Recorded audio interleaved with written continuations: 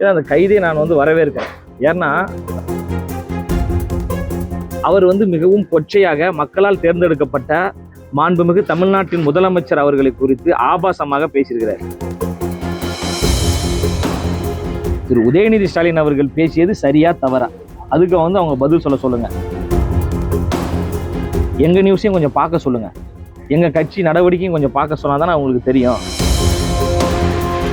அதாவது திரு உதயநிதி ஸ்டாலின் அவர்கள் ஒரு எதிர்கட்சி தலைவர் போன்று பேசணுமே தவிர அவங்க கட்சியில் இருக்கக்கூடிய ஆபாச பேச்சாளர் சிவாஜி கிருஷ்ணமூர்த்தி மாதிரி பேசக்கூடாது.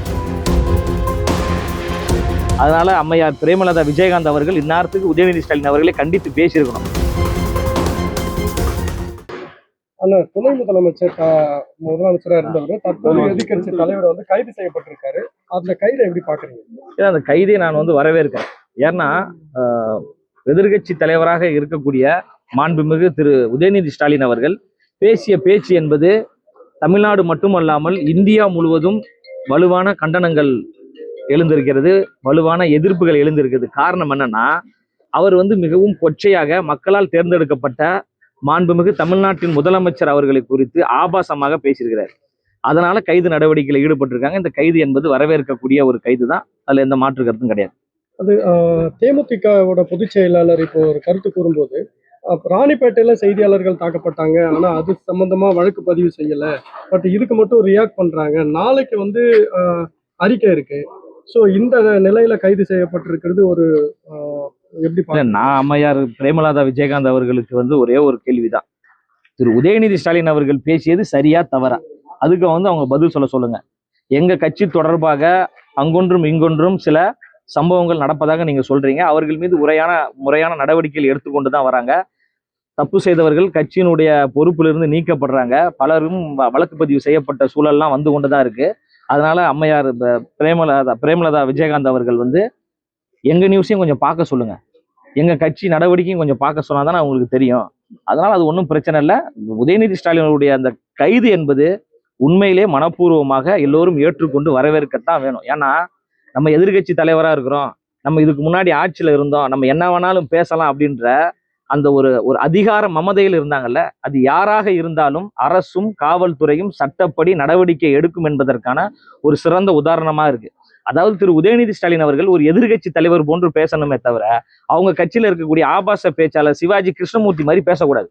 அப்போ உதயநிதி ஸ்டாலின் அவர்களுக்கும் சிவாஜி கிருஷ்ணமூர்த்தி அவர்களுக்கும் என்ன வித்தியாசம் இருக்கு? அந்த கட்சியை அடுத்து அவர் தான் வழி நடத்த போறாருன்னு சொல்றாங்க. அடுத்து முதலமைச்சர் வேட்பாளராக இவர் தான் நாங்க நிறுத்த போறோம் அப்படின்னு நீங்க எல்லாம் சொல்றீங்க. அப்படின்ற போது ஒரு பொது இடங்கள்ல பேசுகின்ற பொழுது அது குறித்து நாகரிகமாக பேசணும். அங்க என்ன நடந்தது, எதுக்கு நீங்க போராட்டம் பண்ணீங்க? ஏற்கனவே தண்ணி வந்துகிட்டு இருக்க நேரத்துல தண்ணி வேணும்னு கேக்குறீங்க. எல்லா விஷயமும் சிறப்பான முறையில மாண்புமிகு தமிழ்நாட்டின் முதலமைச்சர் அவர்கள் சட்டத்தின்படி அதிகாரிகளோடு ஆலோசித்து சரியான நடவடிக்கையில் ஈடுபட்டு இருக்காங்க. இவங்க ஒரு அட்டென்ஷன், மக்கள் தன் பக்கம் கவனத்தை ஈர்க்கணும். ஏன்னா மிகப்பெரிய ஒரு கரிஸ்மாட்டிக் லீடர் மாண்புமிகு தமிழ்நாட்டின் முதலமைச்சர் அவர்கள். அவர் அரசியலுக்கு வந்ததுக்கு பிறகு திமுக என்கின்ற ஒரு கட்சியே இல்லாம போயிடுச்சு, மக்கள் மத்தியிலிருந்து அந்நியப்பட்டு போயிடுச்சு.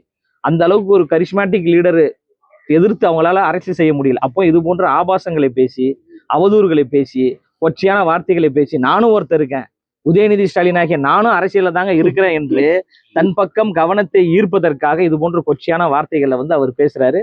அவர் பேசியது என்பது நாகரிகம் கிடையாது, அநாகரிகத்தின் உச்சம்.